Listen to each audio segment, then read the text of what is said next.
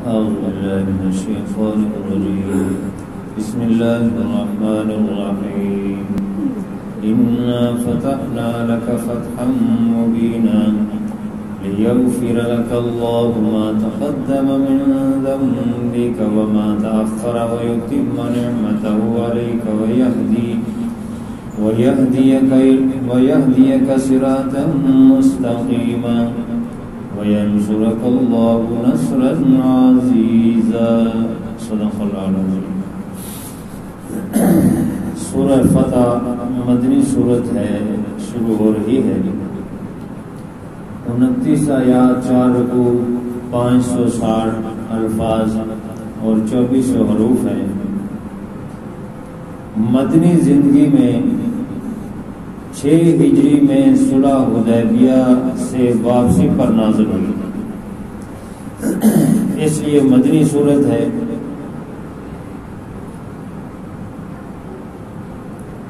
اس میں بنیادی عقائد کی اصلاح ہے، منافقین مشرکین کی مذمت بھی بیان فرمائی ہے، اور ساتھ ساتھ جو ہے مسلمانوں کی اور خود مسلمان اور پھر اس کے اہل و عیال کے متعلق فرمایا وَأَنذِرْ عَشِيرَتَكَ الْأَقْرَبِينَ، اپنے رشتہ داروں کو بھی ڈراؤ اور پھر اپنی قوم قبیلہ ان کو بھی دین کی دعوت دو.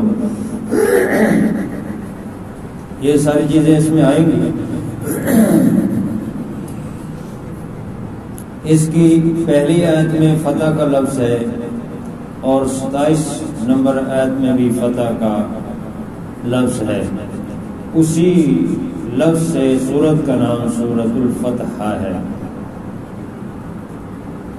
حضور صلی اللہ علیہ وسلم نے 6 ہجری میں یعنی مدینے میں آئے ہوئے 6 سال نبوت کا گزر رہا تھا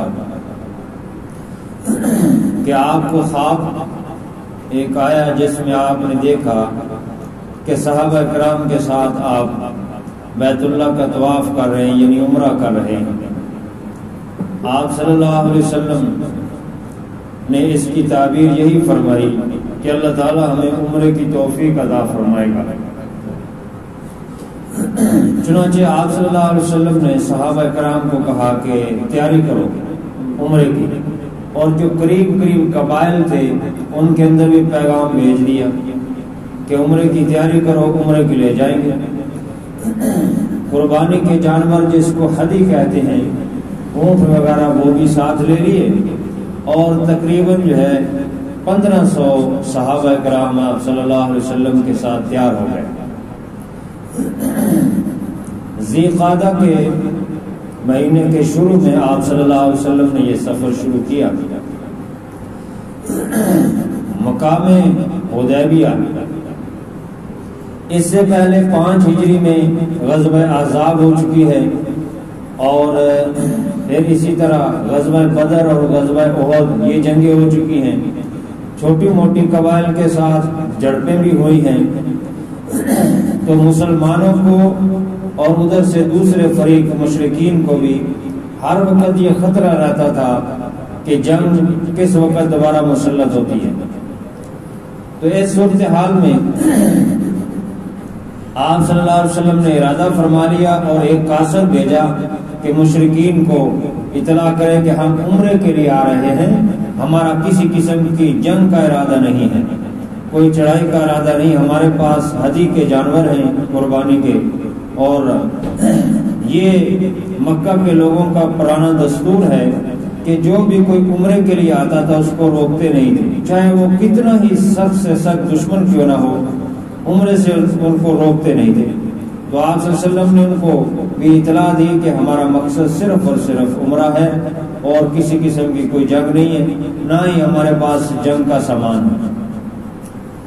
جب مدینے سے کوئی 10-12 میل پہلے پہنچے تو آپ صلی اللہ علیہ وسلم نے حضرت عثمان کو بھیجا کہ جا کر جو ہے ان سے بات کریں.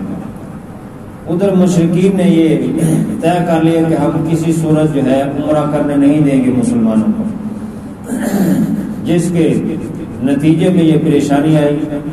اور ادھر سے حضور صلی اللہ علیہ وسلم کی اونٹنی مقام حدیبیہ جس کو آج کل شمیسیہ بھی کہتے ہیں، تو وہاں پر اونٹنی رک گئی. تو آپ صلی اللہ علیہ وسلم نے حضرت عثمان غنی رضی اللہ تعالیٰ کو وہاں بھیجا کہ جاؤ جا کے ان سے بات کرو کہ ہمارا مقصد صرف عمرہ ہے. ادھر سے یہ خبر بھی مشہور ہو گئی کہ حضرت عثمان غنی رضی اللہ تعالیٰ کو شہید کر دیا گیا. تو آپ صلی اللہ علیہ وسلم نے فرمایا کہ اگر یہ خبر سچی ہے تو ہم کسی صورت واپس نہیں جانے والے، ہر صورت میں حضرت عثمان غنی رضی اللہ عنہ کے خون کا بدلہ لے کر جائیں گے، چاہے سارے کے سارے شہید ہو جائیں، اس وقت تک واپس نہیں جائیں گے جب تک ہم حضرت عثمان کے بدلہ نہ لیں. اور اس دوران پھر اور بھی واقعات پیش آئے. بہرحال یہ بعد میں تصدیق ہو گئی کہ یہ خبر جھوٹی تھی، اور مشرکین نے قریش مکہ نے پھر پیشکش کی صلح کی، اور صلح کے لیے کچھ شرائط طے ہوئے. ان میں سے ایک شرط یہ تھی کہ فریقین کے درمیان یہ صلح نامہ 10 سال تک نافذ العمل رہے گا.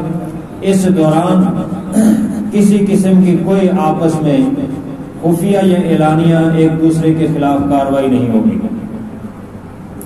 اور دوسری شرط اور صلح نامہ میں یہ تھی کہ اگر کوئی قریش مکہ کا شخص بھاگ کر مدینہ چلے جائے یا کسی بھی طریقے سے مدینہ چلے جائے، یعنی مسلمان جو مکہ میں رہتے ہیں ان میں سے کوئی مدینہ چلے جائے تو اس کو مسلمانوں کو واپس کرنا پڑے گا. اور اگر کوئی مسلمانوں کا آدمی مکے میں آ جائے قریش کے پاس تو وہ واپس نہیں کریں گے. اور اسی طرح تیسری شرط یہ تھی کہ 3 دن کی اجازت ہوگی مسلمانوں کو ٹھہرنے کی. اس سال واپس جائیں، آئندہ سال آ کر 3 دن کے لیے ٹھہرنے کی اجازت، عمرہ کر کے واپس چل جائیں 3 دن کے اندر. اور چوتھی شرط یہ تھی کہ جو دیگر قبائل ہیں ان میں سے وہ قبائل جس کا حلیف بننا چاہیں بن سکتے ہیں، اس میں کسی قسم کی رکاوٹ نہیں تھی. حضور صلی اللہ علیہ وسلم نے یہ طے فرما لیا، لیکن صحابہ کرام کو اتنی سخت شرائط جو بظاہر لگ رہی تھی کہ مسلمانوں کے خلاف ہیں تو یہ پسند نہ تھی. تو حضور صلی اللہ علیہ وسلم نے فرمایا کہ یہ اللہ تعالیٰ کی طرف سے تائید ہے اور یہ طے ہو چکا ہے چونکہ معاہدہ اس پر، اس لیے اس سے انحراف نہیں ہو سکتے. اور دوسرا یہ ہے کہ چونکہ میری اونٹنی یہاں بیٹھ گئی، آگے چلنے کے لیے تیار نہیں، تو حبسہا حابس الفیل، جس ذات نے اصحاب فیل جو ابرہہ آیا تھا مکہ پر چڑھائی کرنے کے لیے، تو اللہ تعالیٰ نے ان کے ہاتھیوں کو مینا کے پاس روک دیا، آگے وہ چل نہیں رہے تھے. تو جس ذات نے ابرہہ کے ہاتھیوں کو روکا تھا اسی نے میری اونٹنی کو یہاں حدیبیہ کے مقام پر روکا ہے، یہ آگے نہیں چل رہی. اس میں اللہ کی حکمت ہے. بہرحال یہ معاہدہ طے ہو گیا، مسلمان واپس آ گئے، قربانی کے جانور جو لے کر گئے تھے وہ وہیں ذبح کیے، اور ذبح کرنے کے بعد احرام اتارے اور واپس آ گئے، اور آئندہ سال پھر عمرہ کیا. یہ معاہدہ چلتا رہا، لیکن خود مشرکین کی طرف سے یہ معاہدہ توڑا گیا، مسلمانوں کی طرف سے اس کی پاسداری کی گئی. اور جب انہوں نے معاہدہ توڑا تو اس کے بعد پھر اللہ تعالیٰ نے فتح دی. تو اس صلح پر جو ہے صحابہ تو بہت غمگین تھے، لیکن اللہ تعالیٰ نے فرمایا انا فتحنا لک فتحا مبینا، ہم نے آپ کو فتح مبین دی ہے. واپسی پر یہ سورت نازل ہوئی جب صلح نامہ کے بعد واپس آ رہے تھے، تو آپ صلی اللہ علیہ وسلم نے یہ سورت صحابہ کرام کو پھر تلاوت کر کے سنائی. تو صحابہ کرام کا غم دور ہو گیا کہ اللہ تعالیٰ نے اس میں فتح مبین کی خوشخبری دی ہے کہ اس سے تمہیں فتح مبین ہوئی ہے، بہت بڑی فتح ہوئی ہے اللہ تعالیٰ کی طرف سے، لہذا پریشانی کی ضرورت نہیں. اور پھر آگے 7 ہجری کو جو یعنی یہودی قبائل تھے خیبر وغیرہ وہ فتح ہو گیا، اور پھر اسی طرح 8 کو جو ہے فتح مکہ ہو گیا. جب انہوں نے معاہدہ توڑ دیا تو پھر مکہ بھی فتح ہو گیا. تو بعض یہ سمجھتے ہیں کہ اس فتح مبین سے فتح مکہ مراد ہے، جبکہ حقیقت یہ ہے کہ اس سے فتح، یہ صلح حدیبیہ پر جو صلح نامہ ہوا تھا اس سے اللہ تعالیٰ نے فتح مبین مراد لی ہے۔ حضرت عبداللہ بن مسعود رضی اللہ تعالیٰ فرماتے ہیں کہ لوگ سمجھتے ہیں کہ یہ فتح مبین سے فتح مکہ مراد ہے، جبکہ حقیقت یہ ہے کہ اس سے فتح صلح حدیبیہ جو ہے اس کو اللہ تعالیٰ نے فتح مبین کہا ہے۔ تو یہ بہت بڑی فتح تھی جو مسلمانوں کو اللہ تبارک و تعالیٰ نے عطا فرمائی، اس کا اللہ تعالیٰ نے یہاں ذکر فرمایا انا فتحنا لک فتحا مبینا، بے شک ہم نے فتح دی ہے آپ کو بہت بڑی کھلی فتح دینا، صاف صریح فتح۔ تو بظاہر تو لگ رہا تھا کہ شرائط دب کر جو ہے مسلمانوں نے یہ طے کی ہیں، لیکن اللہ تعالیٰ نے اس میں ایسی حکمت رکھی تھی کہ اس کے نتیجے میں خود مشرکین نے یہ توڑا صلح نامہ، اور پھر جس کے نتیجے میں پھر دیگر جنگیں ہوئی، فتح مکہ بھی ہو گیا اور آدھی دنیا پر اسلام نافذ ہو گیا، اور پھر اس کے بعد اسلام کا پرچم جو ہے پوری دنیا پر غالب آ گیا۔ اس کو اللہ تعالیٰ نے فتح، کیونکہ یہ ایک رستہ فتوحات کا شروع ہو گیا اس صلح نامہ پر، اس لیے اللہ تعالیٰ نے اس کو فتح مبین کہا ہے۔ لِيَغْفِرَ لَكَ اللَّهُ مَا تَقَدَّمَ مِنْ ذَنبِكَ وَمَا تَأَخَّرَ، تاکہ بخش دے اللہ تعالیٰ آپ کے وہ گناہ جو آپ سے پہلے ہو گئے ہیں اور جو بعد میں ہو گئے۔ ذم جو ہے یہ اس گناہ پر بولا جاتا ہے ذم کا لفظ۔ حضور صلی اللہ علیہ وسلم اللہ تعالیٰ کے نبی ہیں اور امام الانبیاء ہیں، آخری نبی ہیں، اور آپ پر نبوت کا سلسلہ مکمل ہو گیا اور امام المعصومین ہیں، تو معصوم سے تو گناہ نہیں ہوتا۔ تو اس لیے یہاں پر مفسرین فرماتے ہیں کہ آپ صلی اللہ علیہ وسلم کی دو حیثیتیں ہیں، ایک یہ کہ آپ اللہ کے رسول ہیں، اور دوسرا یہ ہے کہ آپ مسلمانوں کے امیر بھی ہیں، جماعت کے امیر ہیں اور اللہ تعالیٰ کے خلیفہ ہیں۔